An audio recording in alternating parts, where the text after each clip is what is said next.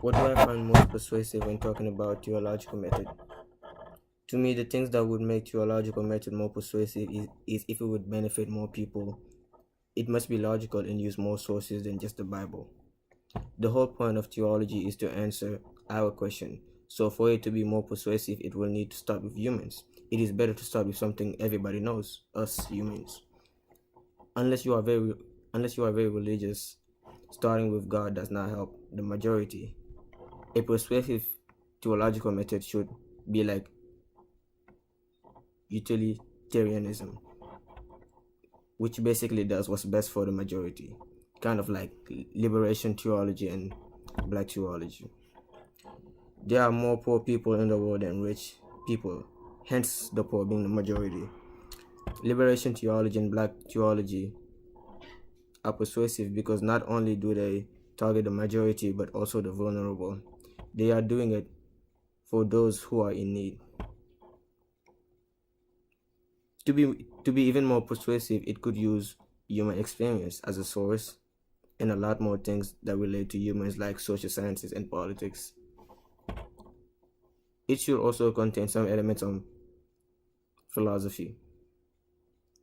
It should use history as one of its main sources because history does not lie. It's a fact. It happened. I like liberation theology because it checks most of my boxes. It is for the weak and poor, and they are the subject of it. It is theological. No, it is logical because politics is one of the problems of human life. What matters and what doesn't. The things that matter the thing that matters to me are history, the audience, and the arguments. History matters because it shows how credible the theologian is. By using history, it shows that the theologian is telling nothing but the truth.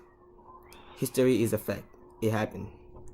The audience, because we need to know which group is the method about. Like, is it about the rich, the believers, the poor, whatever?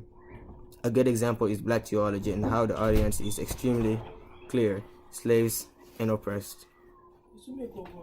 The arguments of the theologians are important because it can show us if he or she is reliable.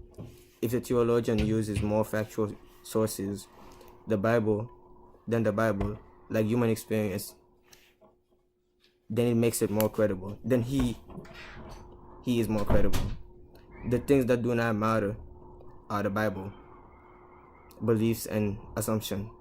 Not to be disrespectful, but the Bible shouldn't matter because if it did, theology wouldn't exist in the first place.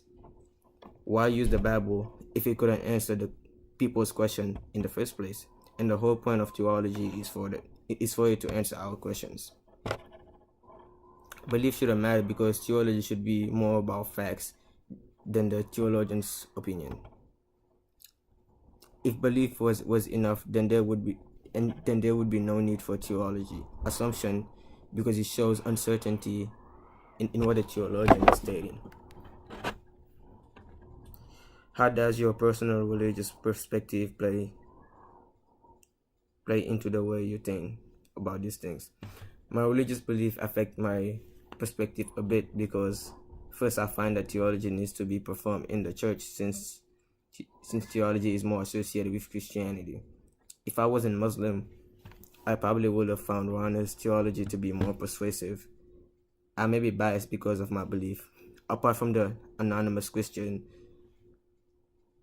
I do not think that my religious belief had anything to do with what I was saying or arguing about.